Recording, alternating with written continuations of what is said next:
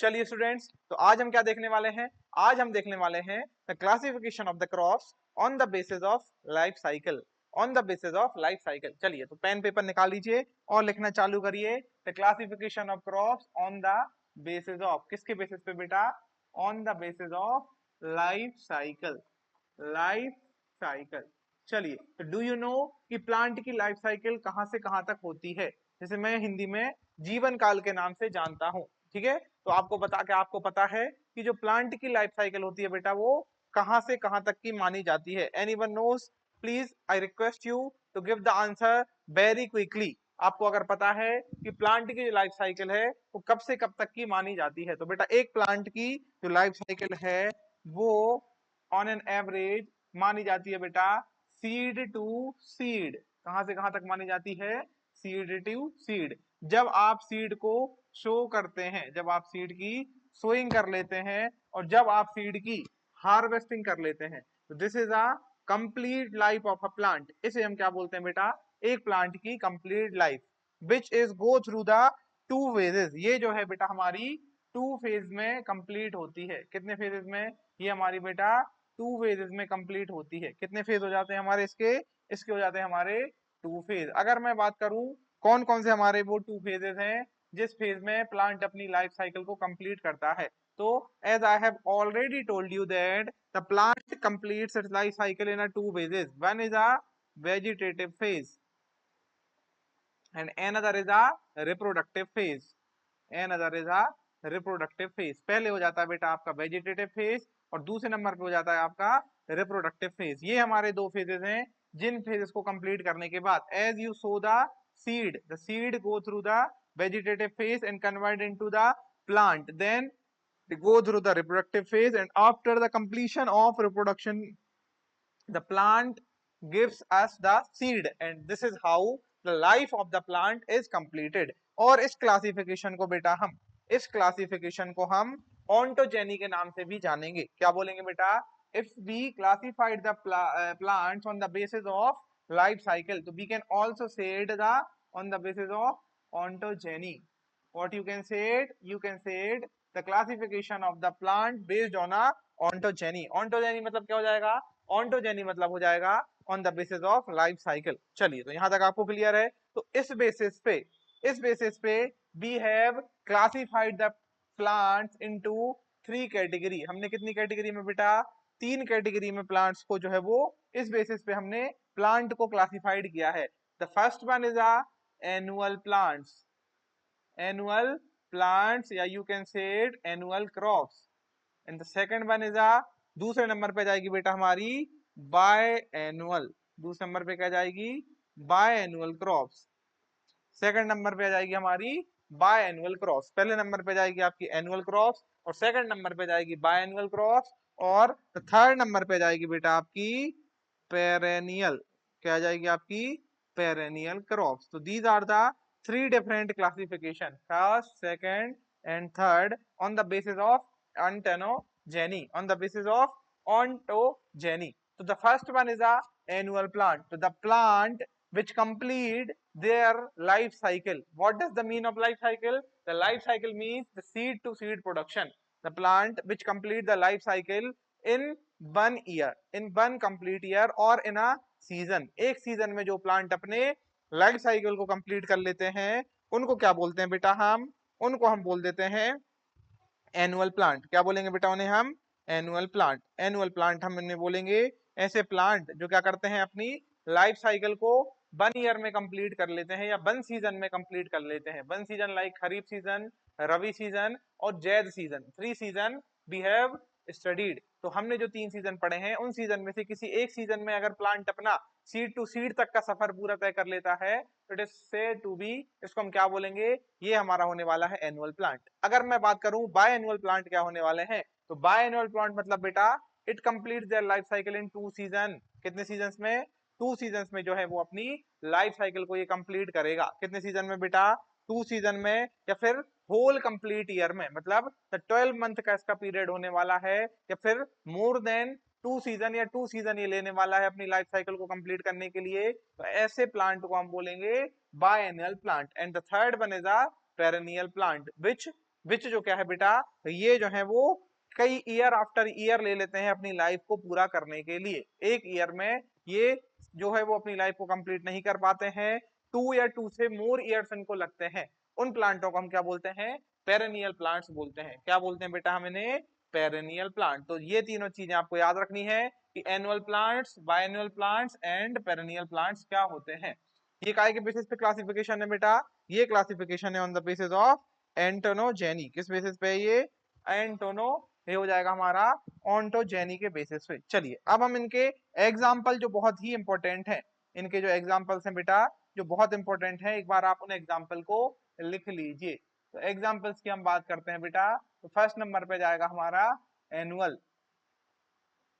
Annual crops कौन सी हैं बेटा हमारी, तो जो हमारी क्रॉप्स कहाँ लगती हैं, मैक्सिमम या मोस्टली जिन्हें आप खरीफ, खरीफ के बाद बेटा हो जाएगा रबी, या फिर जो हमारी जैद में जो फसलें उगाई जाती हैं एग्जेक्ट्रा, इन तरीके की जो हमारी क्रॉप आएंगी ये हम क्या होंगी, ये होने वाली है बेटा हमारी एनुअल क्रॉप। इनको क्या बोलेंगे हम, इनको बोलेंगे एनुअल क्रॉप। जैसे हो जाएंगी राइस हो जाएगा, मेज हो जाएगा, सोरगम हो जाएगा, उसके बाद आपका बीट हो जाएगा, ओट हो जाएगा, बार्ले हो जाएगा, टोबैको हो जाएगा, सनफ्लावर हो जाएगा, सेफ्लावर हो जाएगा।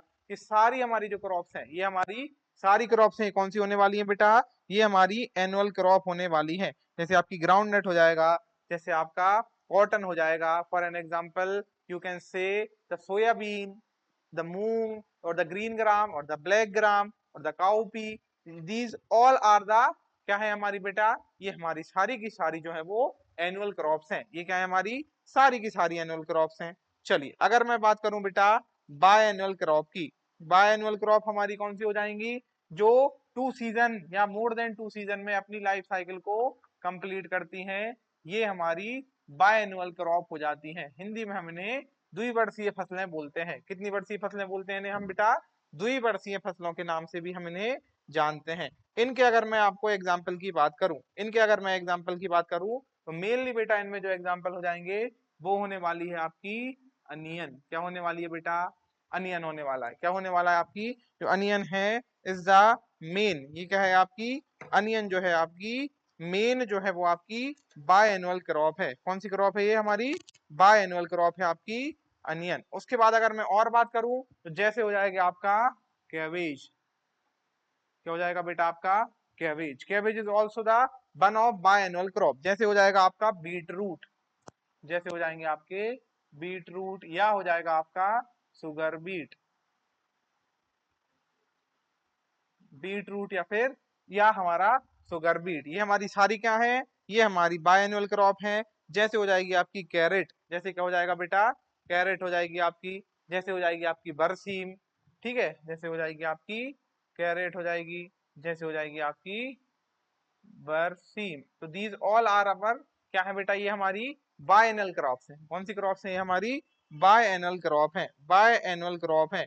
एक सीजन में बेटा क्या करेंगी, एक सीजन में ये कंप्लीट करेंगे अपनी वेजिटेटिव फेज को, और जो रिप्रोडक्टिव फेज आने वाला है इनका वो आएगा आफ्टर दैट ईयर। तो इसलिए ये मोर देन 2 सीजन ले रही हैं, तो we can called it as the biannual crop. और अगर मैं बात करूं बेटा पेरेनियल क्रॉप्स की, किसकी, पेरेनियल क्रॉप्स की, तो ज्यादातर जितनी आपकी हॉर्टिकल्चर क्रॉप्स हैं, जो भी आपकी हॉर्टिकल्चर की क्रॉप्स हैं, like your fruit crop, you can say like a mango, like a papaya, तो ये भी हमारा जो है वो 1 ईयर से ज्यादा का समय ले लेते हैं, 1 ईयर से ज्यादा का समय ले लेते हैं। तो ये हमारी क्या होने वाली है बेटा, तो ये सारी हो जाएंगी हमारी perennial crop, like a horticulture crops और मेनली हमारी फ्रूट क्रॉप्स। हॉर्टिकल्चर क्रॉप और mainly fruit crop are comes under the perennial category. चलिए तो यहाँ तक डन है क्या, अगर आप सभी का यहाँ तक डन है, किसी को कोई डाउट नहीं है तो एक बार बताइए, फिर हम आगे बढ़ चलते हैं। यहाँ तक सबका डन है क्या, यहाँ तक सबका डन है तो एक बार मुझे बता दीजिए, फिर हम आगे बढ़ जाते हैं। एनुअल क्रॉप क्या है, बायएनुअल क्रॉप क्या है, और फिर हो जाएगी हमारी पेरेनियल क्रॉप, एनुअल, बायएनुअल और पेरेनियल क्रॉप। चलिए अब हम देखेंगे बेटा classification based on a climate, climate के बेसिस पे क्लासिफिकेशन को हम पढ़ने वाले हैं। नेक्स्ट क्लासिफिकेशन क्या जाएगा, classification of crops classification of crops काय के बेसिस पे है ये, बेस्ड ऑन क्लाइमेट। क्लाइमेट के बेसिस पे बेटा जो है हम अब देखेंगे काय के बारे में, on the basis of climate हम देखेंगे क्रॉप का क्लासिफिकेशन। तो बेटा on the basis of climate there are three kind of the crops, इनको हमने तीन भागों में मेनली बांटा हुआ है। पहला हो जाएगा हमारा tropical, the first one is the tropical crops, tropical crops. The second one is अ सब tropical, subtropical crop, and the third one is a temperate crop। Third number पे क्या हो जाएगा हमारा बेटा, टेम्परेट क्रॉप। तो तीन क्रॉप्स आपकी हो जाती हैं, ट्रॉपिकल क्रॉप, सब ट्रॉपिकल क्रॉप और टेम्परेट क्रॉप, टेम्परेट क्रॉप। चलिए ट्रॉपिकल की अगर हम देखें तो ऐसी क्रॉप्स जिनको बेटा थोड़ा हॉट एंड ह्यूमिड, कैसा बेटा, ऐसी क्रॉप जिनको हॉट एंड ह्यूमिड एंड इनको सनसाइन वाला, इनको कैसा चाहिए बेटा, इनको प्रॉपर सनसाइन वाला, या जैसे आप बोल सकते हो लॉन्ग सनसाइन या फिर स्ट्रॉन्ग सनसाइन वाले क्लाइमेट की जरूरत होती है।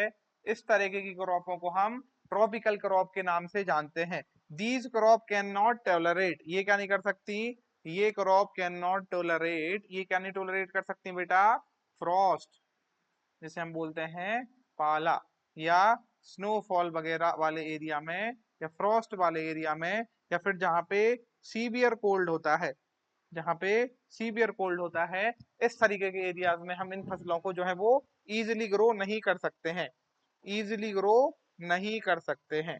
वो हमारी क्या हो जाती है, जो हमारी क्रॉप हो जाती है, इन क्रॉपों को हम ट्रॉपिकल क्रॉप के नाम से जानते हैं।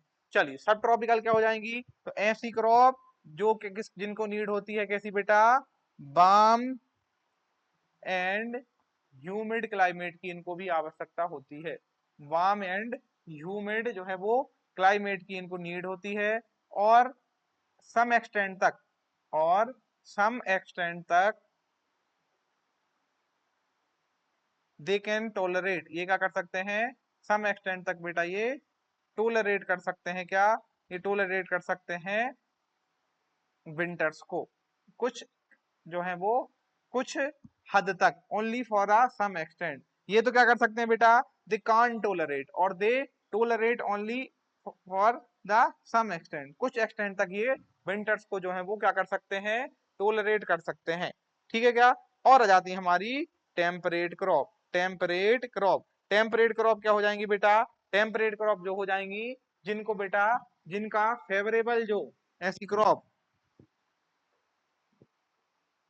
ऐसी क्रॉप जिनकी फेवरेबल कंडीशन, या इनको फेवरेबल इनका जो क्लाइमेट होगा वो कौन सा होने वाला है, वो होने वाला है winters. Winters they can tolerate the Frost, ये क्या कर सकती हैं, ये बेटा दे कैन टोलरेट, ये क्या कर सकती हैं, फ्रॉस्ट को टोलरेट कर सकती हैं, but can not survive in, but can not survive in high temperature, लेकिन ये हाई टेम्परेचर में सर्वाइव नहीं कर पाती हैं। And such kind of crop is term as the temperate season या टेम्परेट रीजन क्रॉप। क्या हो जाएंगी बेटा ये हमारी, ये होने वाली है आपकी टेम्परेट रीजन की क्रॉप। कौन सी क्रॉप होने वाली है, टेम्परेट रीजन की क्रॉप होने वाली है, टेम्परेट रीजन की आपकी जो है वो क्रॉप होने वाली है। चलिए अब हम देख लेते हैं इनके एग्जाम्पल। एग्जाम्पल की अगर मैं बात करूं, जैसे सबसे पहले जाएगा ट्रॉपिकल, ट्रॉपिकल की अगर मैं बात करूं, चलिए एग्जाम्पल एक बार हम इनके लिख लेते हैं, तो it can be more clear to you.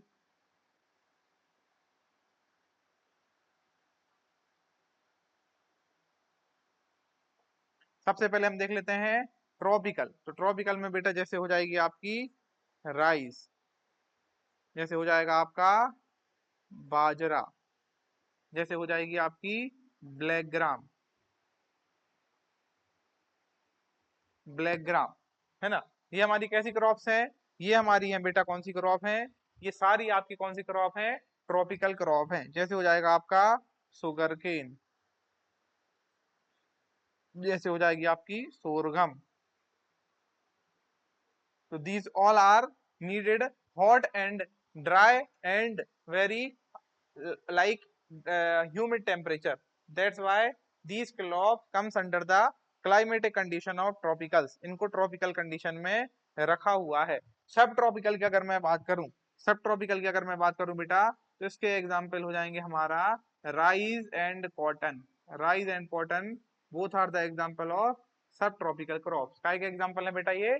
सब ट्रॉपिकल क्रॉप के एग्जाम्पल होने वाले हैं। और थर्ड नंबर पे मैं देखूं, थर्ड नंबर पे हमारी टेम्परेट रीजन्स की क्रॉप, तो जो हमारी कैसी रीजन हो जाएंगे, जो हमारे मेनली हम जिन्हें रबी फसल के रूप में उगा रहे थे, जैसे हो जाएंगे आपके बीट, जैसे हो जाएगा बेटा बार्ले, बीट के बाद बार्ले, फिर हो जाएगा आपका ओट, ओट के बाद, ओट्स के बाद आ जाएंगे आपके पोटैटो, और पोटैटो के बाद आ जाएगा आपका जैसे ग्राम, जैसे हो जाएगी आपकी काउपी। तो ये सारी हमारी क्रॉप कैसी हैं? ये हमारी टेम्परेट रीजन के क्रॉप के हो जाएंगे बेटा एग्जाम्पल। तो ये वो ये दीज आर क्या है? हमारी टेम्परेट रीजन के एग्जाम्पल्स हैं। यहाँ तक आप सभी बच्चों को क्लियर है क्या? क्या यहाँ तक सारे बच्चों का क्लियर है? अगर यहाँ तक क्लियर है और एक बार आपने इसको नोट डाउन कर लिया है तो टेल मी दैट, हम आगे बढ़ जाएंगे। अगर आपका यहाँ तक हो चुका है तो हम बढ़ जाएंगे बेटा अब आगे की तरफ। चलिए अब नेक्स्ट लिखते हैं।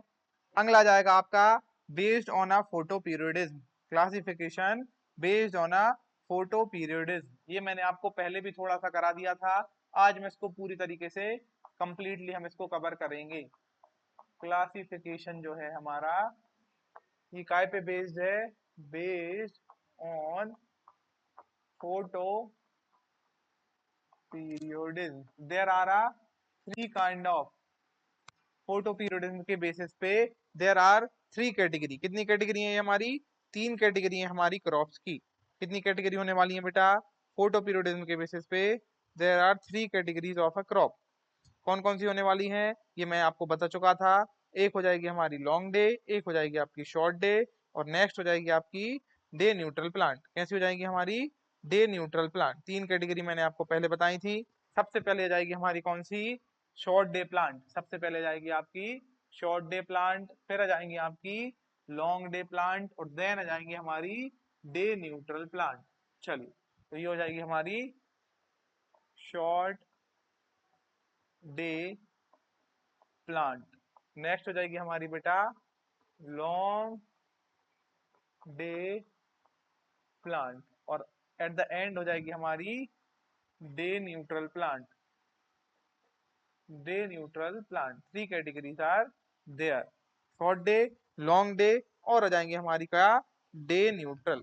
चलिए अगर क्वेश्चन पूछा जाए कि ये क्लासिफिकेशन किसके द्वारा दिया गया था, तो हमारा फोटो पीरियड के बेसिस पे जो क्लासिफिकेशन है ये दिया गया था बेटा गार्नल, गार्नर एंड एलार्ड द्वारा। ये both these are the two scientists that given this kind of the classification, short day, long day और day neutral। ये क्लासिफिकेशन गार्नर और एलार्ड द्वारा जो है वो उनके द्वारा दिया गया था, उनके द्वारा बेटा जो है वो दिया गया था। ऐसे प्लांट जिनको at a time of flowering, कब बेटा? ये मैंने आपको बताया था एट अ किस टाइम पे? At time of flowering and seed production. Flowering and seed production करते समय अगर प्लांट को 8 टू 11 आवर्स का, 8 टू 11 आवर्स, कितने आवर्स बेटा?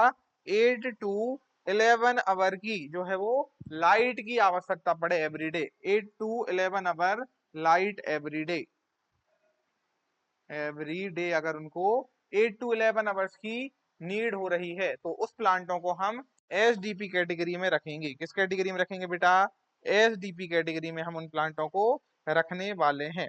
उसके बाद अगर मैं बात करूं ऐसे plant that requires the more than 11 hours of light every day, इनको more than 11 hours of light की जरूरत अगर नीड पड़ेगी तो ये हमारे एसडीपी होंगे। और ऐसे प्लांट जो नॉट अफेक्टेड बाय, नॉट, ये क्या होंगे बेटा? Not affected by light duration, जिनको लाइट ड्यूरेशन से कुछ भी फर्क नहीं पड़ेगा।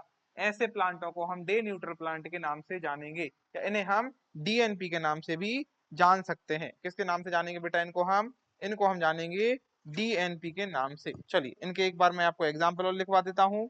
जैसा कि मैंने आपको पहले बताया था कि मैक्सिमम हमारी कौन सी क्रॉप बेटा, कि जो हमारी मैक्सिमम खरीफ क्रॉप रहेंगी वो कौन सी हो जाएंगी, मैक्सिमम हमारी जो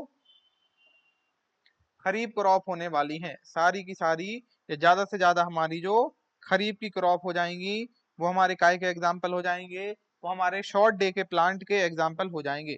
जैसे हमारा हो जाएगा सोरगम हो जाएगा, सोरगम के बाद बेटा आपकी पर्ल मिलेट हो जाएगी, पर्ल मिलेट के बाद नेक्स्ट आ जाएगा आपका सोयाबीन, सोयाबीन के बाद बेटा नेक्स्ट आ जाएगा tobacco.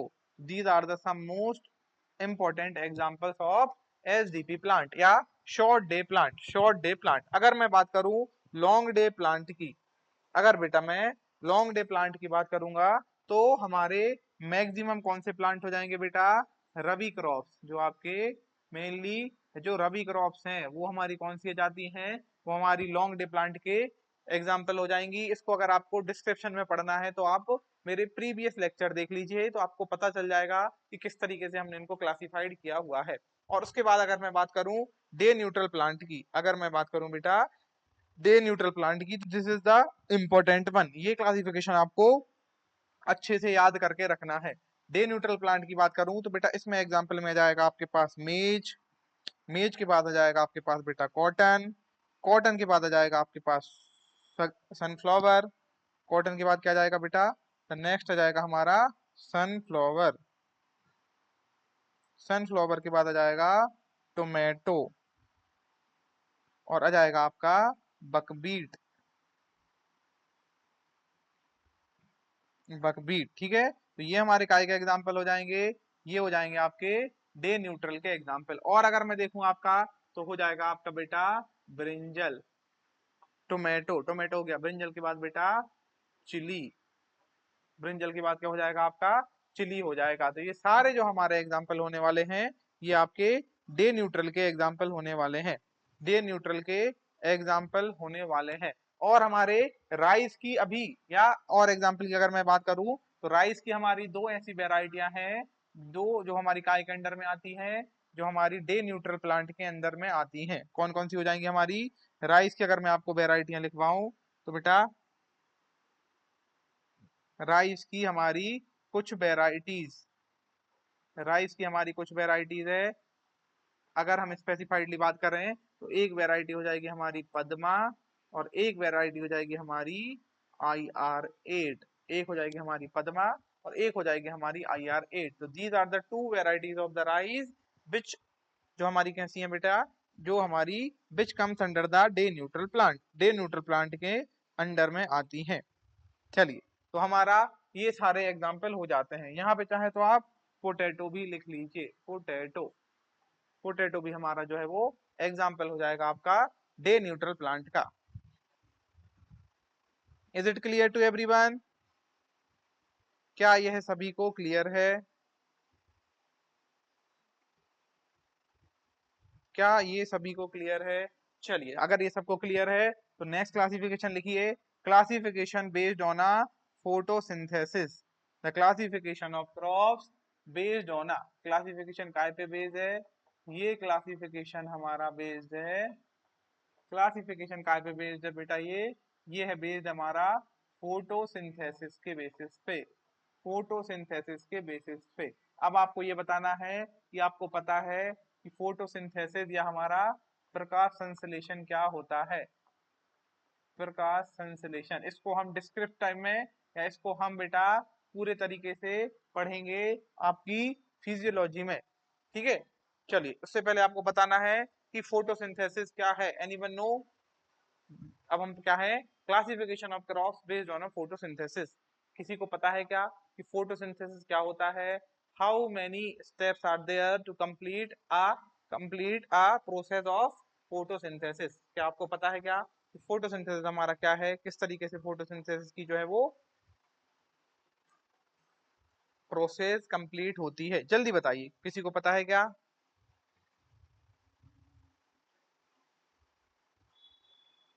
C3C4 plant. Okay. What is the C3 4 process? Name the process. What is the C3 or C4 plant? What are the C3 and C4 plants? आपको बताना है कि C3C4 प्लांट का मतलब क्या होता है। चलिए तो मैं आपको एक बार इसका ओवरव्यू दे देता हूं। आपको पता करना है क्या कि C3C4 प्लांट क्या होते हैं, और आई शुड जस्ट, क्या मैं आपको सिर्फ नाम लिखवा के क्लासिफिकेशन लिखवा दूं? Do you want to know light reaction? Very good नोची।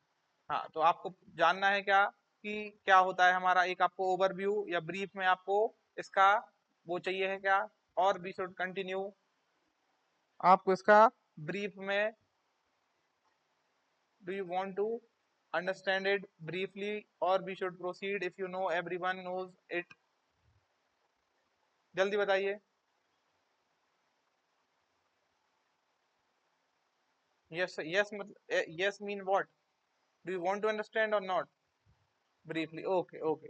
चलिए, तो photosynthesis are the process, the photosynthesis is a process by which the plant makes their food. plant क्या करते हैं?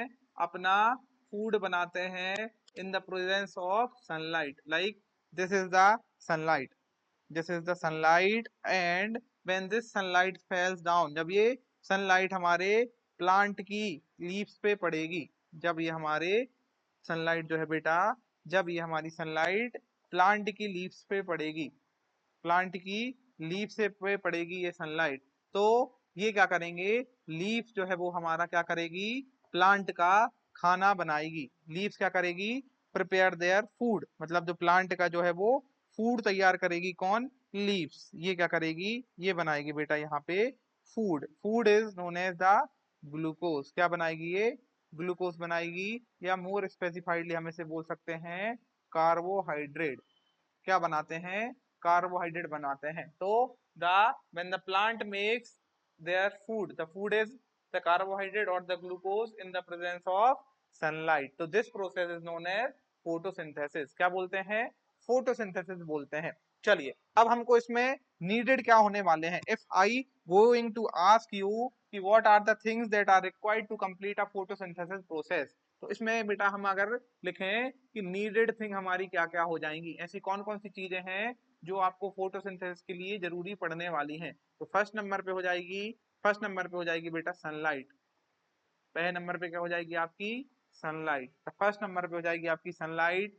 सेकंड नंबर पे हो जाएगा बेटा आपका क्या? वाटर। सेकंड नंबर पे क्या हो जाएगा? वाटर। सेकंड नंबर पे हो जाएगा water, because you know the formula of carbohydrate, the formula of carbohydrate is CnH2nOn। ये क्या है बेटा हमारा? ये this is the formula of carbohydrate. Carbohydrate का फॉर्मूला क्या हो जाएगा? कार्बोहाइड्रेट का हो जाएगा CnH2n और O। इसका मतलब अगर हमको कार्बोहाइड्रेट बनाना है तो हमको कार्बन की जरूरत पड़ेगी, हमको हाइड्रोजन की जरूरत पड़ेगी, एंड हमको ऑक्सीजन की जरूरत पड़ने वाली है। ये तीनों चीजें हमारे पास होनी चाहिए, तब जाके हम इसमें क्या बना सकते हैं? Plant can make their food, और वो फूड में कार्बन, हाइड्रोजन एंड ऑक्सीजन तीनों चीजें इसमें आएंगी। तो एक बार हमने क्या किया? हाइड्रोजन के लिए बेटा हमने यहाँ से वाटर को ले लिया, ठीक है। उसके बाद हमने कार्बन के लिए हमको क्या लेना पड़ेगा? कार्बन के लिए be required carbon dioxide. Carbon dioxide से हमको क्या मिलेगा? कार्बन डाइऑक्साइड से हमारी कार्बन की जो है वो चीज, या कार्बन की जो हमारी नीड है, वो रिक्वायरमेंट है, वो फुलफिल हो जाएगी। इसके बाद we need chloroplast, we need the chloroplast. Like chloroplast, why we are calling the chloroplast? Because these are all the raw material. Why? These all are the raw material। और जब आपके पास raw material है, मान लीजिए आप अपने घर में खाना बना रहे हैं और आपके पास सारा रॉ मटेरियल है, बट आपको एक किचन की जरूरत पड़ेगी। आपको क्या पड़ेगी? एक किचन की जरूरत पड़ेगी, जहां पे आप अपने इस खाने को पका सकें। तो अगर मैं प्लांट की बात करूं, तो who is going to the kitchen for the plant? तो बेटा किचन ऑफ प्लांट हमारा जो है वो हमारा क्या है? क्लोरोप्लास्ट है। क्या है बेटा हमारा? Chloroplast. Because I have told you that chloroplast is the responsible for the storage of what?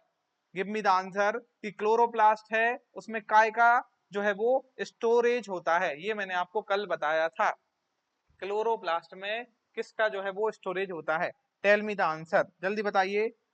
Chloroplast में काय का जो है what store in a chloroplast, chloroplast में काय का जो है बेटा वो हमारा स्टोरेज होता है।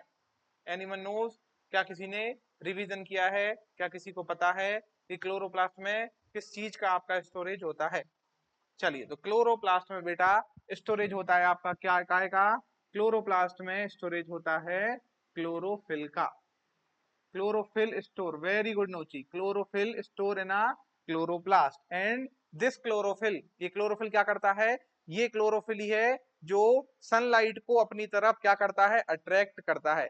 आप इस डायग्राम में देख रहे हैं कि by the sunlight is coming towards the leaf because leaf has a green color and this green color is because of chlorophyll. This green color is the chlorophyll. It means where the chlorophyll available, जहां भी हमारा chlorophyll available रहेगा वहीं पे हमारी ये action या ये हमारी प्रोसेस होने वाली है। और ये हमारा क्लोरोफिल प्रेजेंट रहता है कहाँ पे बेटा? क्लोरोप्लास्ट में। इसलिए फोटोसिंथेसिस की जो प्रोसेस है this is going to be happen in chloroplast itself and that's why we know the chloroplast as a kitchen of a plant. Okay, तो यहां तक आपको चीजें समझ में आई? यहां तक आपको चीजें समझ में आई? तो आप क्या कर रहे हैं? आपको खाना बनाना है and for that purpose you are arranging the raw material that are required to prepare a good food. तो फूड के लिए आपने वाटर, कार्बन डाइऑक्साइड, उसके बाद आपने क्लोरोफिल की व्यवस्था कर ली, क्लोरोफिल के बाद आपने सनलाइट की व्यवस्था कर ली। अब आप ये बताइए, क्या आप बिना आग के, है ना, बिना आग के क्या आप खाना पका सकते हैं? Tell me that, tell me that, क्या आप बिना आग के खाना पका सकते हैं? जल्दी बताइए, क्या आप बिना फायर के, बिना आग के, is it possible to prepare the food? Tell me yes and no. No, no, no. Okay, very good. तो what does it mean? It means कि fire, you can say the fire is a what? The fire is a energy. The fire is what? The fire is a energy and आपको fire से वो energy मिल रही है और इस energy को आप फायर के, जो फायर से आपको जो एनर्जी मिली, इस एनर्जी को आप काय में यूज कर रहे हो? इस एनर्जी को आप फूड प्रिपरेशन में यूज कर रहे हो। फूड में या फूड प्रिपरेशन में आप यूज कर रहे हैं। as we all know that energy neither be created nor be destroyed, energy neither be created nor be destroyed, it can only be converted from one form to another form। energy को create नहीं किया जा सकता है और ना ही इसको destroy किया जा सकता है।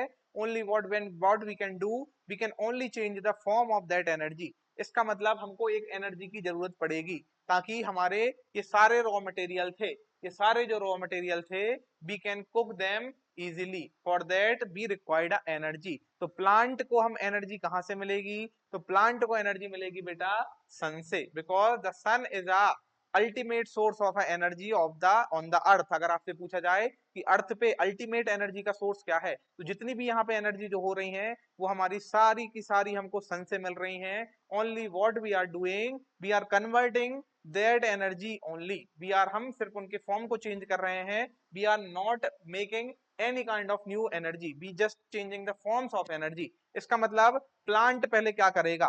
इसका मतलब बेटा प्लांट पहले क्या करेगा? what the plant is going to do, तो प्लांट हमारा ये करेगा कि प्लांट सबसे पहले क्या करेगा? प्लांट हमारा सबसे पहले बेटा सन से जो है वो एनर्जी लेगा in the form of sunlight. Sun से क्या लेगा? एनर्जी लेगा in the form of sunlight. तो सनलाइट के फॉर्म में सन से प्लांट ने एनर्जी लिया और इस एनर्जी को उसने अपनी दूसरी फॉर्म में कन्वर्ट कर दिया। इस एनर्जी को क्या कर देगा प्लांट? कन्वर्ट कर देगा किस फॉर्म में? एनदर फॉर्म में, which form is known as the ATP. ये क्या है हमारी? ATP, adenosine triphosphate. It is what? It is a energy currency of cell. ये क्या है हमारी? Energy currency of cell. Cell को किस फॉर्म में एनर्जी चाहिए है? सेल जो है वो हीट के फॉर्म में एनर्जी को यूज नहीं कर सकता है। सेल हमारा डायरेक्ट सनलाइट को एनर्जी की तरह यूज नहीं कर सकता है। सेल को पहले एटीपी बनानी पड़ती है और ये हो जाएगी हमारे सेल की गैस। ये क्या हो जाएगी? सेल की फायर। और फिर by the use of this fire, ये फायर को यूज करके जो हमारा प्लांट है, इस फायर को यूज करके जो है हमारा इस एटीपी को, एनर्जी को यूज करके प्लांट फिर इसे यूज करने के बाद इसे बदल देगा किसमें, कार्बोहाइड्रेट्स में, कार्बोहाइड्रेट में। चलिए ओके, तो ये क्या हुआ, पहले सनलाइट को प्लांट ने यूज किया और उसको एक अनदर दूसरी अनदर फॉर्म में एनर्जी में चेंज किया, जिसको हम क्या बोल रहे हैं, जिसे हम बोल रहे हैं एटीपी। फिर जब इसके पास, प्लांट के पास एनर्जी आ गई तो the plant can cook, plant क्या कर सकता है, अपना खाना बना सकता है। Is it clear to everyone? I am telling you in a very layman language, okay, the whole step of the photosynthesis, so you have to be understood very wisely. चलिए आपको समझ में आया, तो हमारी क्या हो गई बेटा, two process have completed in the process of photosynthesis. One is when the sunlight is uses to change the energy into the form of ATP. यहाँ पे हमको क्या क्या रिक्वायर्ड होगा, यहाँ पे आपको रिक्वायर्ड होने वाला है क्लोरोफिल। यहीं पे आपका काय का रोल होने वाला है बेटा, यहाँ पे आपका होने वाला है क्लोरोफिल का। ये कहाँ पे रोल होने वाला है आपका, क्लोरोफिल का यहाँ पे आपको रोल होने वाला है। और यहाँ पे क्या होने वाला है, यहाँ पे you are going to need carbon dioxide and water, because this is how you can get carbon, hydrogen and oxygen atom. यहीं से आपको कार्बन हाइड्रोजन एटम मिलेंगे। ये सनलाइट आई, प्लांट ने अपनी एनर्जी क्रिएट की और फिर ये रॉ मटेरियल को यूज करके प्लांट ने अपना जो है वो क्या बना दिया, फूड बना दिया। तो the photosynthesis is a two step process, photosynthesis is a two step process. ये मैंने आपको दोनों स्टेपों के बारे में बता दिया। चलिए अगर मैं बात करूं फर्स्ट स्टेप की, अगर मैं फर्स्ट स्टेप की बात करूं, फ्रॉम हेयर टिल हेयर, यहां से लेके यहां तक, तो इसको हम बोलते हैं बेटा लाइट रिएक्शन। इसे हम क्या बोलते हैं, इसे हम बोल देते हैं light reaction. Light reaction by, because the sunlight is necessary. इस प्रोसेस में, इस रिएक्शन में सनलाइट की नीड होती है, इसलिए हम इसे बोलते हैं light reaction. Light reaction, it is a light dependent reaction, because if there is a no sunlight, this process is never going to be happens. Okay, चलिए, and the next process is, जो हमारी second process हो जाएगी बेटा, कहां से कहां तक की प्रोसेस हमारी होने वाली है, वो हमारी यहां से एटीपी बनने से लेके हमारा कार्बोहाइड्रेट बनने तक का जो हमारी सेकंड स्टेप हो जाएगी, इसे हम बोलेंगे dark reaction. Dark reaction, because अगर यहाँ पे लाइट, सनलाइट हो या ना हो, इससे कोई फर्क नहीं पड़ता है। Both the reactions, this reaction can done without the light also, without the sunlight also, or you can say a dark reaction does not require any kind of sunlight, while the light reaction cannot be happens without the sunlight. Okay, so there are the two step of a light reaction and dark reaction, these are the two step of photosynthesis. चलिए अगर मैं बात करूं dark reaction की, तो dark reaction बेटा हमारी क्या होगी, डार्क रिएक्शन हमारी एनर्जी बनने के बाद जो हमारी प्रोसेस होगी, एनर्जी या एटीपी बनने के बाद हमारी जो प्रोसेस होगी, वो हमारी क्या हो जाएगी, डार्क रिएक्शन। वो क्या हो जाएगी हमारी डार्क रिएक्शन। चलिए तो अब डार्क रिएक्शन की, लाइट रिएक्शन की मैंने आपको बात कर ली है, और इसको हम ब्रीफ में पढ़ेंगे when I teach you photosynthesis. जब मैं आपको फोटोसिंथेसिस पढ़ाऊंगा तो मैं आपको इसको बहुत डीप में बताऊंगा। अभी हम क्या देख रहे हैं, अभी हम क्रॉप प्रोडक्शन पढ़ रहे हैं, इसलिए आपको यहाँ आपको डार्क रिएक्शन समझना है, क्योंकि डार्क रिएक्शन ही हमारी अभी काम आने वाली है। चलिए तो डार्क रिएक्शन अगर मैं देखूं, डार्क रिएक्शन की बेटा मैं अगर बात करूं, तो डार्क रिएक्शन हमारी हो जाएगी, डार्क रिएक्शन में क्या होगा, डार्क रिएक्शन में किस किस चीजों की जरूरत पड़ने वाली है।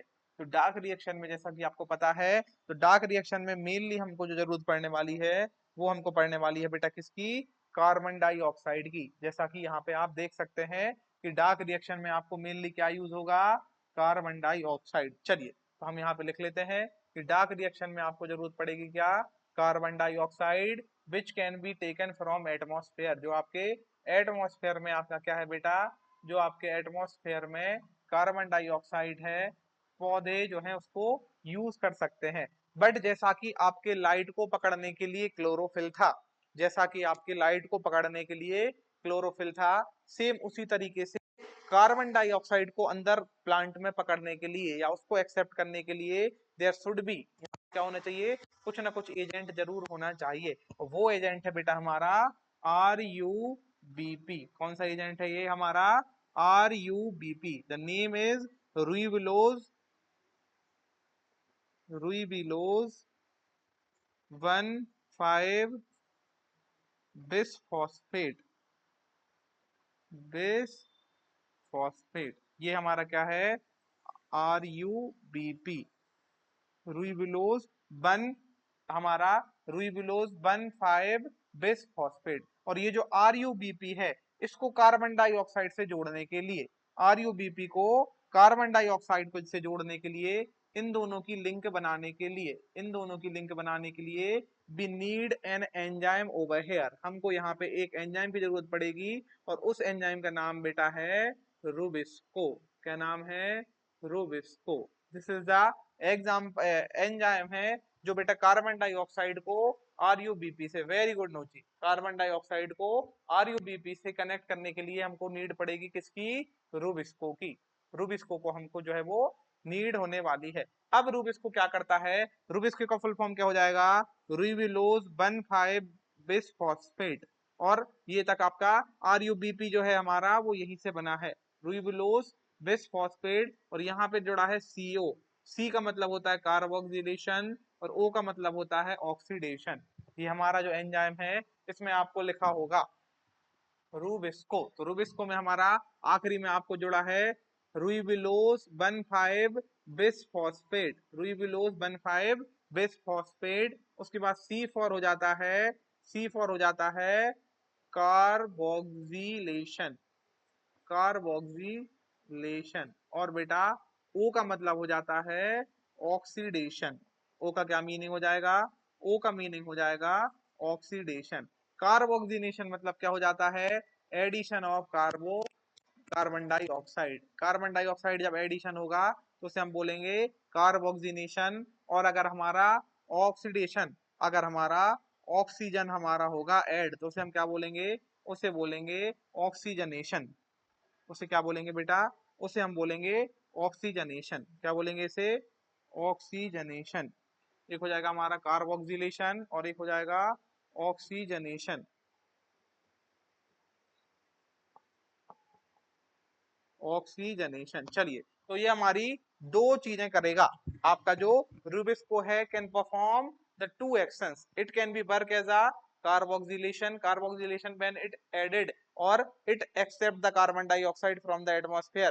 तो what the rubisco is doing, rubisco is doing the carboxylation, while if the Rubisco is accepting, the Rubisco is accepting the oxygen from the atmosphere, so it means it is working as oxygenation। तो अब आपको ये बताना है कि photosynthesis के reaction के लिए रुबिस्को को किस तरीके से वर्क करना चाहिए, जल्दी बताइए। क्या रुबिस्को को ऑप्शन नंबर फर्स्ट कार्बोक्सिलेज की तरह वर्क करना चाहिए, या रुबिस्को को ऑक्सीजनेज की तरह वर्क करना चाहिए, टेल मी दैट। अगर आप, मैंने आपसे पूछा कि कार्बन डाइऑक्साइड या हमारा फोटोसिंथेसिस के लिए रुबिस्को को किस तरीके से वर्क करना चाहिए, क्या इसको कार्बन डाइऑक्साइड एक्सेप्ट करनी चाहिए या इसको ऑक्सीजन एक्सेप्ट करना चाहिए,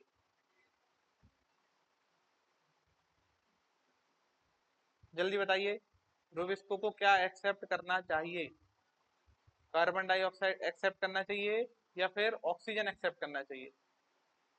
यहाँ से हमने लिखा हुआ है कि एटमॉस्फेयर से क्या एक्सेप्ट करना है रुबिस्को को, CO2। क्या एक्सेप्ट करना है, CO2। इसका मतलब रुबिस्को को किस तरीके से काम करना चाहिए बेटा, रुबिस्को को काम करना चाहिए कार्बोक्सिलेशन की तरह से। किस तरीके से, कार्बोक्सिलेशन की टाइप से। मतलब जब rubisco as a carboxylase work करेगा तो ये क्या करेगा, ये हमारा बेटा ये क्या करेगा, RUBP के साथ कार्बन डाइऑक्साइड को जोड़ देगा। RUBP is a 5 carbon compound. इसमें कितने कार्बन होते हैं, इसमें कार्बन होते हैं 5। और कार्बन डाइऑक्साइड में कितने कार्बन हैं, कार्बन डाइऑक्साइड में ओनली एक कार्बन है। तो 5 कार्बन हमारे RUBP से मिले, और हमारा रुबिस्को ने इसके साथ क्या जोड़ दिया, इसके साथ कार्बन डाइऑक्साइड जोड़ दिया। तो 5 + 1, 5 carbon plus 1 carbon equal to 6 carbon. कितने कार्बन हो जाएंगे बेटा हमारे, 6 कार्बन हो जाएंगे। और अगर आपको ग्लूकोज का फॉर्मूला पता हो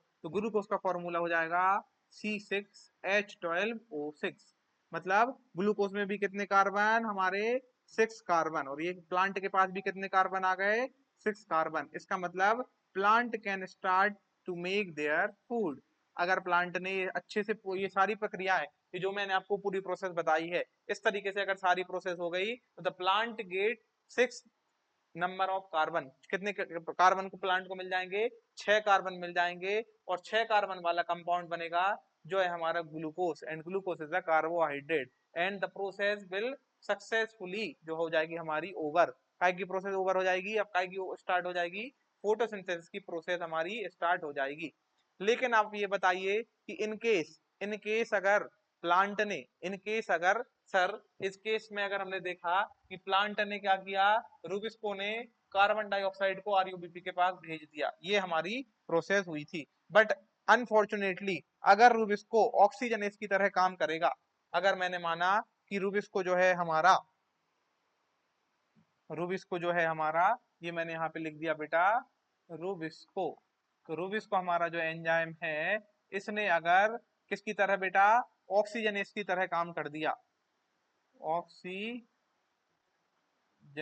अगर इसने ऑक्सीजनेस की तरह काम कर दिया, इट मींस ये क्या करेगा, it starting to accept oxygen from the atmosphere, ये क्या करेगा, ये ऑक्सीजन को स्टार्ट करेगा एक्सेप्ट करना। और अब ये क्या करेगा, जो प्लांट के अंदर कौन बैठा था, आरयूबीपी, आरयूबीपी जो प्लांट के अंदर बैठा था, उसके पास कितने कार्बन थे बेटा, इनके पास थे 5 कार्बन, ठीक है क्या, और जब ये इन दोनों को ऐड कर देगा तो यहाँ तो 0 कार्बन है, यहाँ कितने कार्बन है, 0 कार्बन है, तो इसका मतलब 5 carbon plus 0 carbon equal to 5 carbon. तो अब आप मुझे ये बताइए, तो क्या यहाँ से हमारा ग्लूकोज बनेगा, क्या यहाँ से आपका ग्लूकोज बन पाएगा, क्या यहाँ से आपका ग्लूकोज सक्सेसफुली बन पाएगा, यस और नो, जल्दी बताइए, क्या आपका इस प्रोसेस से ग्लूकोज बन पाएगा और नहीं बन पाएगा,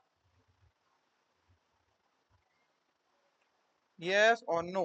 अगर प्लांट के पास 6 कार्बन नहीं हुए तो क्या प्लांट कैन मेक ग्लूकोज और नॉट, टेल मी, तो क्या प्लांट ग्लूकोज बना पाएगा अगर रूबिस्को ने ऑक्सीजन को एक्सेप्ट कर लिया in the, in in the place of, very good अट्टू, अगर प्लांट ने CO2 को एक्सेप्ट किया तो हमारा ग्लूकोज बनेगा। लेकिन अगर प्लांट ने किसको बेटा, ऑक्सीजन को एक्सेप्ट कर लिया, तो किसने, हमारे रूबिस्को ने, तो हमारा क्या नहीं बनेगा, ग्लूकोज नहीं बनेगा, ग्लूकोज तो बनेगा बट ये हमारी बहुत सारी रिएक्शन से के बाद बन पाएगा, इट मींस यहाँ पे हमारी बहुत सारी एनर्जी यूज होती जाएगी, यहाँ पे बहुत सारी एनर्जी यूज होती जाएगी। इसका मतलब बेटा ये प्रोसेस हमारी गलत है, ये प्रोसेस हमारी गलत है। इसका मतलब the rubisco has to be work as, the rubisco has to be work as, इसको रूबिस्को को कैसे काम करना है, रूबिस्को को काम करना है बेटा द ओनली ऑन, कैसे बार करना है, कार्बोक्सिलेज की तरह, किसकी तरह, कार्बोक्सिलेज की तरह अगर रूबिस्को वर्क करेगा तो फिर हमारी सक्सेसफुली क्या होगी, हमारी फोटोसिंथेसिस होगी। लेकिन अगर रूबिस्को ने ऑक्सीजन को एक्सेप्ट कर लिया तो हमारी क्या नहीं होगी बेटा, तो फिर हमारी फोटोसिंथेसिस की प्रोसेस नहीं हो पाएगी। इसलिए क्या होते हैं, कई कई प्लांट क्या करेंगे, कई कई प्लांट करेंगे कि जो रूबिस्को आपके दरवाजे पे खड़ा हुआ था, लाइक जो रूबिस्को प्लांट में खड़ा हुआ था एक्सेप्ट करने के लिए, इसको आप पीछे भेजा दीजिए। बहुत सारे प्लांट क्या करेंगे कि भाई ये आगे खड़ा हुआ है, रूबिस्को सबसे पहले खड़ा हुआ है, और ये दोनों चीजों को एक्सेप्ट कर लेता है, ये अच्छी चीज को भी एक्सेप्ट कर रहा है और बुरी चीज को भी एक्सेप्ट कर रहा है, तो क्यों ना हम इसको कहीं पीछे भेज दें और हम आगे उसको खड़ा कर दें जो केवल और केवल कार्बन डाइऑक्साइड को एक्सेप्ट करे। तो क्या ये अच्छा होगा या नहीं होगा, टेल मी दैट, जल्दी बताइए। क्या हम रूबिस्को के पहले, जैसे मैंने आपसे यहाँ पे बोला कि रूबिस्को क्या करेगा, रूबिस्को हमारा, रूबिस्को बेटा क्या कर रहा है, रूबिस्को हमारा, रूबिस्को जो है हमारा वो कार्बन डाइऑक्साइड को भी एक्सेप्ट कर लेता है और ऑक्सीजन को भी एक्सेप्ट कर लेता है। लेकिन अगर कार्बन डाइऑक्साइड को एक्सेप्ट किया तो it is okay for us और प्लांट के लिए, लेकिन अगर इसने ऑक्सीजन को एक्सेप्ट किया तो it is not good for us. मान लीजिए this is a, this is a door of, door of leaf, मान लीजिए ये लीफ का डोर है जहां से आपके क्या अंदर आएंगे, जहां से आपकी ऑक्सीजन और कार्बन डाइऑक्साइड अंदर आने वाली है। और डोर के पास कौन बैठा हुआ है, डोर के पास बैठा है रूबिस्को। तो रूबिस्को क्या कर सकता है, रूबिस्को कार्बन डाइऑक्साइड को भी अंदर ले सकता है और हमारा किसको बेटा, ऑक्सीजन को भी अंदर ले सकता है। तो मतलब इसका कोई भरोसा नहीं है। अब कई प्लांट क्या करते हैं, बहुत सारे प्लांट रूबिस्को से पहले कुछ और एंजाइम, कुछ दूसरे एंजाइम को जो है यहाँ आके बिठा देते हैं। कई सारे एंजाइम, कई सारे प्लांट अपने आप में चेंजेस करते हैं, और इस चेंजेस में क्या करेंगे, रूबिस्को से पहले, रूबिस्को से पहले दूसरे एंजाइम को बिठा देंगे। और ये दूसरे एंजाइम कैसे रहेंगे, ये ऑक्सीजन को कभी एक्सेप्ट ही नहीं करेंगे, ये केवल और केवल कार्बन डाइऑक्साइड को एक्सेप्ट करेंगे। इसका मतलब सिर्फ ये वाली प्रोसेस आपकी होगी, और ये एंजाइम हमारे कौन से हो जाएंगे, इस एंजाइम का नाम है बेटा पेपकेस। कौन सा एंजाइम है हमारा ये, पेपकेस। पायरोइनॉल या पायरोइनॉल पायरोएट और कार्बोक्सिलेज, इसमें क्या लगा हुआ है, इसमें लगा हुआ है केस। केस मतलब हो जाएगा हमारा कार्बोक्सिलेज। क्या हो जाएगा हमारा, कार्बोक्सिलेज। मतलब ये एंजाइम जो हमारा है, ये केवल और केवल कार्बन डाइऑक्साइड को एक्सेप्ट करेगा, ऑक्सीजन को एक्सेप्ट नहीं करेगा। इसका मतलब हमारी प्रोसेस अच्छे से होने वाली है। तो is it beneficial for the plant or not, जल्दी बताइए, क्या यह प्लांट के लिए बेनिफिशियल होने वाला है और नहीं होने वाला है। टेल मी, क्या यह हमारा प्लांट के लिए बेनिफिशियल होगा या नहीं होगा। इस तरीके का जो हमारा, इस तरीके की जो हमारी अरेंजमेंट है, या इस तरीके का जो सिस्टम है, is it going to be helpful for the plant or no, is it going to be helpful for the plant or no. Tell me yes or no. ये अगर हमारे प्लांट में कुछ इस तरीके से चेंज हो जाए, या हमारे प्लांट में कुछ इस तरीके से एडॉप्टेशन हो जाए, is it really helpful for the plant or not. Yes sir. And other students, what you think, क्या यह हमारे प्लांट के लिए यूजफुल होने वाला है। तो पेप केस क्या करेगा, पेप केस हमारा ओनली ऑन कार्बन डाइऑक्साइड लेगा, फिर ये किसको दे देगा, रूबिस्को को दे देगा, और फिर ये रूबिस्को को देगा, तो रूबिस्को क्या करेगा, कार्बन डाइऑक्साइड को आरयूबीपी के साथ जोड़ देगा, और आरयूबीपी के साथ जोड़ेगा तो 6 कार्बन मिल जाएंगे, और 6 कार्बन मिलेंगे तो हमारा ग्लूकोज बन जाएगा। तो it is going to be the beneficial. तो ये चेंज जो है हमारा, ये चेंज हमारा जो है, ये हमारा बेनिफिशियल होने वाला है। और ये चेंज हमारा स्पेशल टाइप के प्लांट्स में पाया जाता है, like C4 plant and CAM plant. तो C4 प्लांट और हमारे जो कैम प्लांट रहेंगे, ये हमारे कैसे होंगे, कि C4 प्लांट और कैम प्लांट में स्पेशल टाइप का अरेंजमेंट पाया जाता है। इसमें क्या करेंगे ये प्लांट, कि रूबिस्को से पहले एक दूसरे एंजाइम जो हमारा कौन सा है, पेप के इस एंजाइम को अपने आगे बिठा देंगे रूबिस्को को, जिससे क्या होगा, कि जब हमारा कार्बन डाइऑक्साइड और ऑक्सीजन दोनों चीजें जब अवेलेबल रहेंगी एटमॉस्फेयर में, तो ये केवल और केवल कार्बन डाइऑक्साइड को लेगा, ऑक्सीजन को एक्सेप्ट नहीं करेगा, जिससे हमारी फोटोसिंथेसिस अच्छे से होगी, और इसमें फूड ज्यादा मात्रा में बनेगा। फोटोसिंथेसिस ज्यादा होगी तो फूड ज्यादा बनेगा, और फूड ज्यादा बनेगा तो हमारे प्लांट का प्रोडक्शन ज्यादा हो जाएगा। प्लांट का क्या ज्यादा हो जाएगा बेटा, प्रोडक्शन ज्यादा हो जाएगा। तो is it clear to you. तो आप ये बताइए, क्या आपको ये क्लियर है। और ये जो हमारी अरेंजमेंट होगा किस तरीके का, कि पहले इसको बिठा दिया, बाद में रूबिस्को को भिजा दिया, इस टाइप के अरेंजमेंट को हम बोलते हैं बेटा क्रेंज एनाटॉमी।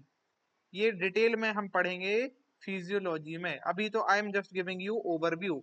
मैं आपको सिर्फ बता रहा था कि किस तरीके से चीजें होती हैं, और ये हमारी जो प्रोसेस रहेगी, ये हमारा जो स्पेशल टाइप का अरेंजमेंट रहेगा, इसे बोलते हैं हम करेंज एनाटॉमी। क्या बोलते हैं हम इसे, करेंज एनाटॉमी।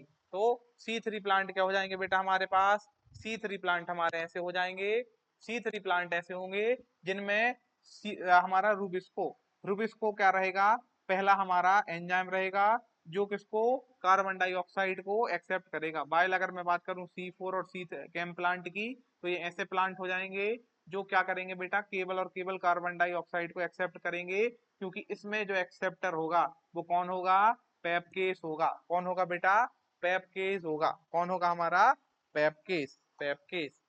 चलिए यहाँ तक क्लियर है क्या, यहाँ तक क्लियर है क्या, is it clear to everyone. आपको ये क्लियर है क्या, जल्दी बताइए, is it clear to everyone. क्या यह सबको क्लियर है। अगर सबको क्लियर है तो जल्दी बताइए, हम इसके आगे का देख लेते हैं। चलिए तो हम देख लेते हैं बेटा अब कि कौन कौन से प्लांट हैं जो हमारे C3 प्लांट रहेंगे, कौन कौन से प्लांट है हमारे C4 प्लांट रहेंगे, और कौन कौन से प्लांट है हमारे जिन्हें हम केम प्लांट को नाम से जानेंगे। तो C3, C4 और केम प्लांट, ये हम क्या पढ़ रहे हैं, ये हम पढ़ रहे हैं फोटोसिंथेसिस का क्लासिफिकेशन, या classification of crops based on a photosynthesis. Photosynthesis. C3 में बेटा सबसे पहले नंबर पे कौन सा एंजाइम काम करेगा, इसमें करेगा रूबिस्को। कौन करेगा बेटा, रूबिस्को। इसमें कौन करेगा, इसमें करेगा पेप्केज, जो मैंने अभी आपको बताया था। और इसमें भी कौन लेगा, हमारे सबसे पहला जो कार्बन डाइऑक्साइड एक्सेप्टर होगा, ये होगा हमारा पेप्केज। क्या होगा हमारा, पेप्केज, ये हमारा होने वाला है। चलिए उसके बाद अगर मैं बात करूं, उसके बाद अगर मैं बात करूं, क्या बात करनी है कि हमारा एंजाइम हो गया, ये क्या हो गया हमारा एंजाइम। कौन सा एंजाइम किसमें वर्क करेगा। उसके बाद मैं बताऊं कि कार्बन डाइऑक्साइड किससे जाके मिलेगी। अगर C3 प्लांट की बात करें तो C3 प्लांट में एज यूजुअल RuBP के साथ जाके कार्बन डाइऑक्साइड ऐड होगी। लेकिन अगर मैं बात करूं C4 प्लांट में पेप मतलब पायरोइनॉल पायरोएट है ना, इसमें और इसमें भी हमारी पेप, ये हमारी दोनों क्या है, ये दोनों हमारे जो है वो कार्बन डाइऑक्साइड एक्सेप्टर हैं, कार्बन डाइऑक्साइड एक्सेप्टर हैं। अगर मैं बताऊं कि कार्बन डाइऑक्साइड को ये एक्सेप्ट करने के बाद कौन सा प्रोडक्ट बनेगा, मतलब जो first product that will form, first product कौन सा आपका बनने वाला है, बनने वाला है फर्स्ट प्रोडक्ट। चलिए तो फर्स्ट प्रोडक्ट की बात करूं तो यहाँ पे बन जाएगा बेटा PGA, फॉस्फोग्लिसरिक फॉस्फोग्लिसरल्डिहाइड। क्या बन जाएगा आपका, फॉस्फोग्लिसरल्डिहाइड बन जाएगा। लेकिन अगर मैं बात करूंगा C4 प्लांट में बनेगा ऑक्जेलो एसिडिक एसिड, और ये हमारा केम प्लांट में भी बनेगा ऑक्जेलो एसिटिक एसिड। अब क्या है बेटा, अब ये हमारा जो PGA है ये 3 कार्बन कंपाउंड है, और हमारा ऑक्जेलिक एसिड हमारा 4 कार्बन कंपाउंड है। इसलिए इस प्रोसेस को हम बोल देते हैं C3 साइकिल। क्या बोल देते हैं इसे हम, C3 साइकिल। और ये हमारी बेटा 4 कार्बन है, इसलिए हम इसे बोल देते हैं C4 साइकिल। तो these are the thing that has to be remember, जो आपको याद रखनी है, याद रखनी है, याद रखनी है आपको बेटा ये सारी चीजें। चलिए चलिए अब लिख लीजिए बेटा इनके एग्जाम्पल्स। अब एक बार हम इनके एग्जाम्पल लिख लेते हैं, तो फिर आपको ये चीजें याद करनी पड़ेंगी और आपको याद होनी चाहिए, आपको याद होनी चाहिए, क्योंकि यहाँ से क्वेश्चन पूछा जाता है। चलिए तो हमारी जैसे हो जाएगी राइस, जैसे हो जाएगा आपका बेटा बीट, जैसे हो जाएंगी आपकी पल्स क्रॉप, और जैसे हो जाएंगी आपकी ऑयल सीड क्रॉप्स। ये सारी क्रॉप्स हमारे एग्जाम्पल हो जाएंगे C3 प्लांट का। काय का हो जाएंगे बेटा, C3 प्लांट का। वहीं अगर मैं बात करूं C4 के एग्जाम्पल्स की, C4 क्रॉप्स के एग्जाम्पल कौन कौन से होने वाले हैं, तो बेटा C4 प्लांट के में आ जाएगा हमारे पास मेज, मेज के बाद आ जाएगी आपकी सोरगम, सोरगम के बाद आ जाएगी बेटा पर्ल मिलेट, फिर आ जाएगी आपके पास बेटा शुगर केन, शुगर केन, और आ जाएंगे आपके मोस्ट बीड्स, जो आपके जितने भी बीड्स हैं वो आपके C4 प्लांट में माने जाते हैं। क्या माने जाते हैं, वो हमारे mostly beads are C4 plant. वहीं अगर मैं बात करूं केम प्लांट की, तो इसमें हो जाएंगी आपके पास बेटा कैक्टस, और हो जाएगा आपका pineapple, pineapple, and the plant और the forest tree known as sisal, sisal जो है वो आपका is going to be your CAM plant. ये क्या हो जाएंगे हमारे कैम प्लांट होने वाले हैं, कैम प्लांट हमारे जो है वो ये इनके एग्जाम्पल होने वाले हैं। अगर मैं बात करूं कि प्रोडक्टिव फोटोसिंथेसिस, फोटोसिंथेसिस एफिशिएंसी, मतलब अच्छे से फोटोसिंथेसिस कौन करेगा, आप बताइए इन तीनों में से अच्छे से फोटोसिंथेसिस कौन कर पाएगा, फोटोसिंथेसिस,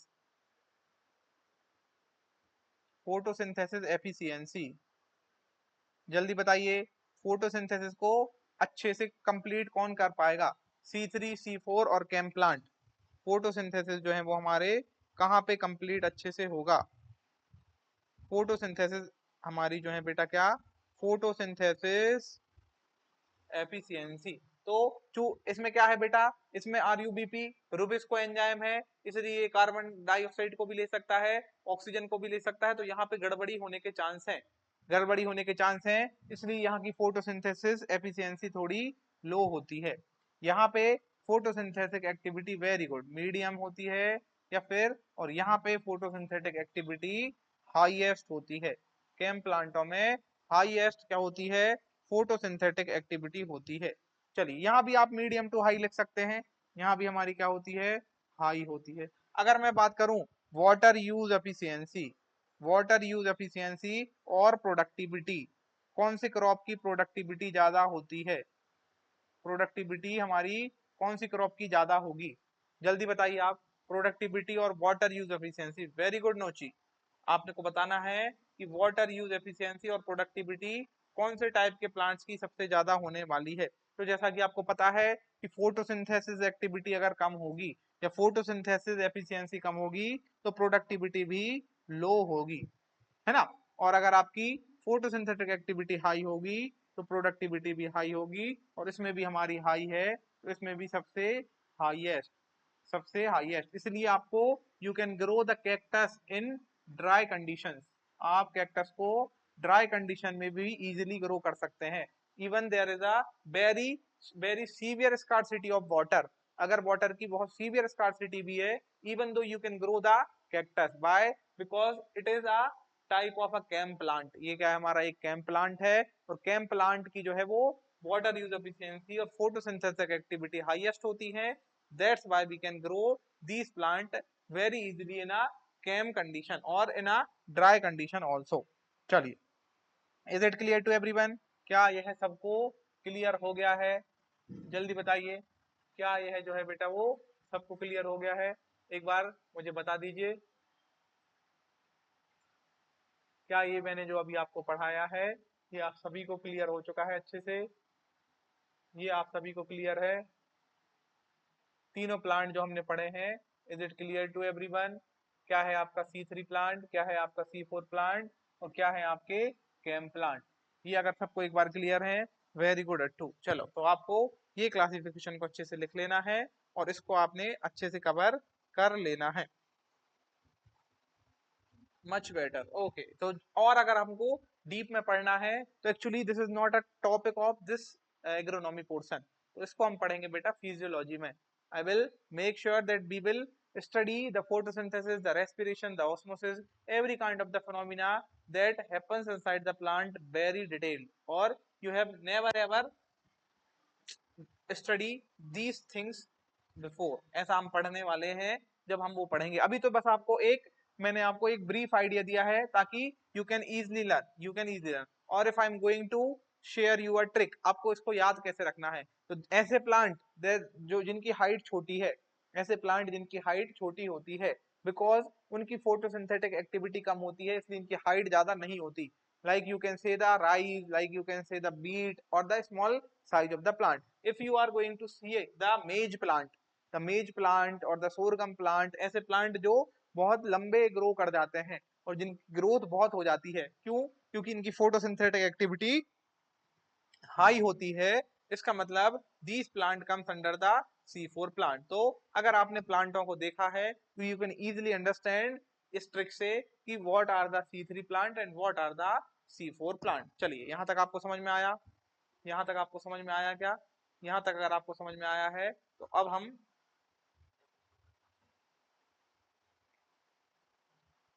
चलिए सब डन एवरीवन, सबका अगर डन हो चुका है, सबका अगर डन हो चुका है तो अब हम पढ़ लेते हैं बेटा classification based on a pollination, classification based on a pollination, classification based on a pollination। तो ये मैं आपको पहले भी बता चुका था।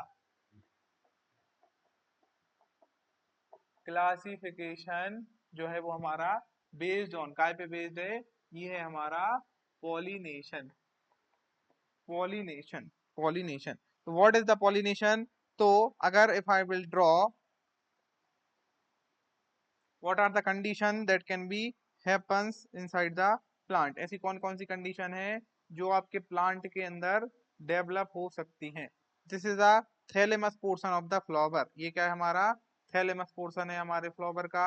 These are the green leaves, these are the क्या है हमारी ग्रीन लीफ है, जिन्हें हम बोलते हैं सेपल, जिन्हें क्या बोलते हैं बेटा सेपल बोल सकते हैं जिन्हें हम। और देन दीज आर सम, ये हमारी क्या है, ये हमारी है बेटा सम कलरफुल लीव्स, ये हमारी क्या है कुछ कलरफुल लीव्स हैं हमारे फ्लावर की, ये हमारे फ्लावर की कलरफुल लीव्स हैं। चलिए, तो मोर स्पेसिफाइडली ये हमारी हो जाती हैं कलरफुल लीव्स। ओके, और ये हो जाती है हमारी ग्रीन लीव्स। इन ग्रीन को क्या बोला जाता है? इनको बेटा हम बोल देते हैं,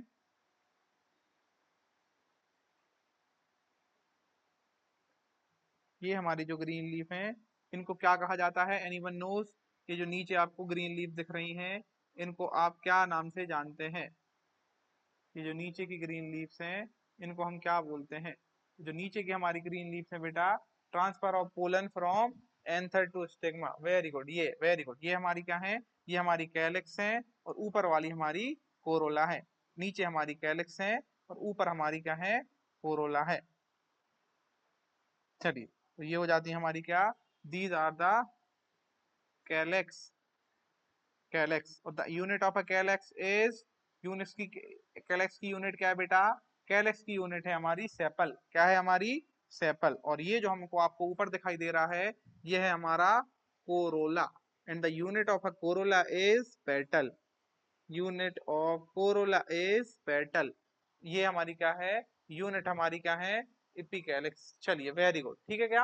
अब what, there are two reproductive part. ये हमारे क्या है? ये हमारे एसेसरी फ्लावर ऑर्गन है। ये जो मैंने आपको यहाँ पे ड्रॉ किए हुए हैं, these are the accessory flower organ. ऐसे ऑर्गन जो एसेसरी होते हैं प्लांट के लिए। और दो हमारे हो जाते हैं असेंशियल। असेंशियल फ्लावर पार्ट की अगर मैं बात करूं तो द वन इज, एक हमारा क्या होने वाला है बेटा? एक होने वाला है हमारा दिस पोर्शन। ये वाला पोर्शन जो है हमारा, ये हमारा क्या होने वाला है? और दूसरा हमारा हो जाएगा बेटा ये वाले पोर्शन। ये हमारे, ये जो आपको पोर्शन दिख रहे हैं ये हो जाएंगे हमारे असेंशियल या reproductive portion of a plant. ये क्या हो जाएगा बेटा? ये हो जाएगा हमारा रिप्रोडक्टिव पोर्शन ऑफ प्लांट। चलिए, इसको हम क्या बोल सकते हैं? ये जो रिप्रोडक्टिव पोर्शन है इसको आप बोल सकते हैं, ये वाला जो हमारा पोर्शन है इसको आप बोल सकते हैं गायनोशियम। क्या बोलेंगे बेटा इसे? इसे हम बोल सकते हैं गायनोशियम। इसे हम बोलेंगे गायनोशियम। और बेटा ये जो आपको दिख रहा है ये जो हमारा फीमेल पार्ट हो जाएगा। क्या पार्ट हो जाएगा? ये हमारा फीमेल पार्ट हो जाएगा। और इसकी बात मैं अगर करूं, इसकी बात मैं करूं तो ये हो जाएगा हमारा मेल पार्ट, जिसे हम बोलेंगे एंड्रोशियम। क्या बोल सकते हैं बेटा इसे हम? एंड्रोशियम। एंड्रोशियम की यूनिट हो जाएगी स्टेमन। इसकी यूनिट क्या हो जाएगी? स्टेमन। And this is the male part of plant. ये क्या है हमारा? मेल पार्ट है। और gynoecium is a female part है। और इसकी यूनिट होने वाली है हमारी, गायनोशियम की हमारी यूनिट हो जाएगी पिस्टल, या फिर इसे हम बोल सकते हैं क्या? कार्पल। चलिए, तो ये चीजें आपको क्लियर हुई क्या? तो दिस आर द, ये क्या है हमारे? ये हमारे फ्लावर है और फ्लावर के असेंशियल पार्ट्स हैं। ये हमारा फ्लावर है और फ्लावर के असेंशियल पार्ट हैं। तो पॉलिनेशन क्या होता है? जैसा कि आप सबको पता है कि जब हमारे पोलन, पोलन कहाँ पे डेवलप होते हैं? पोलन आपके डेवलप होते हैं बेटा कहाँ पे? ये होते हैं आपके मेल पार्ट में। पोलन आपके कहाँ डेवलप होते हैं? मेल पार्ट में डेवलप होते हैं। और जब ये पोलन आपके मेल टू फीमेल में आ जाता है, फीमेल पे आ जाता है, और इस प्रोसेस को हम बोलते हैं क्या बेटा? पॉलिनेशन। इस प्रोसेस को हम क्या बोलते हैं? पॉलिनेशन। पॉलिनेशन हम इसे बोलते हैं। तो क्या होता है जब, जब हमारा उसी फ्लावर का, उसी सेम फ्लावर का, अब इसमें कितनी कंडीशन बन सकती हैं? I will going to tell you that. चलिए, यहां तक अगर आपको समझ में आया है तो अब हम देख लेते हैं कि कितनी कंडीशन जो है हमारी यहाँ पे बन सकती है।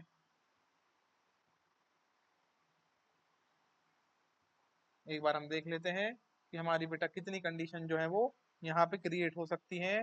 काय के लिए? सेपल और पेटल के लिए।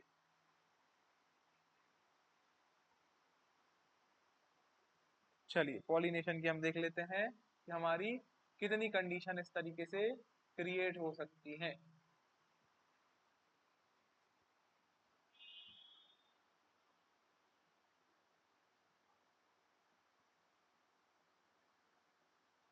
चलिए, तो क्या आपने ये डायग्राम बना लिया है? क्या सारे बच्चों ने ये डायग्राम बना लिया है जो मैंने आपको यहाँ पे बनवाया है? सारे बच्चों का वो कंप्लीट हो चुका है क्या? सब बच्चों का वो कंप्लीट हो चुका है? यहाँ तक जो अभी आपको बनवाया गया है ये सारे बच्चों का डन हो चुका है क्या? यहाँ तक सारे बच्चों का डन है? किस तरीके से हमारा फ्लावर है, कौन कौन से पार्ट हैं? Yes sir. चलिए, तो अब आपको पता है क्या कि पॉलिनेशन कितने टाइप्स का होता है? पॉलिनेशन किस टाइप का होता है, कितने टाइप्स के होते हैं पॉलिनेशन? पॉलिनेशन को आप कितने टाइप्स में जो है वो आप इसको बता सकते हैं? पॉलिनेशन को हम कितने टाइप्स में बेटा बांट सकते हैं, किसी को पता है क्या? 3 टाइप में। कौन कौन से 3 टाइप बेटा? कौन कौन से 3 टाइप होने वाले हैं हमारे?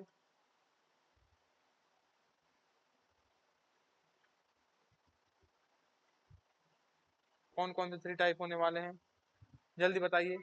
तो कौन कौन से टाइप्स हैं हमारे 3 जिनको हम पॉलिनेशन के टाइप बोल सकते हैं? Self, often and cross. Very good. Self and often, and हो जाएगा हमारा एक cross pollination. Very good, very good Sonu. चलिए, तो आपको पता है क्या सेल्फ पॉलिनेशन से हम और क्या नाम? Often, cross. हाँ, सेल्फ पॉलिनेशन को हम और क्या नाम से जान सकते हैं? सेल्फ पॉलिनेशन को हम और क्या बोल सकते हैं, किसी को पता है क्या? सेल्फ पॉलिनेशन को हम और किस नाम से जान सकते हैं?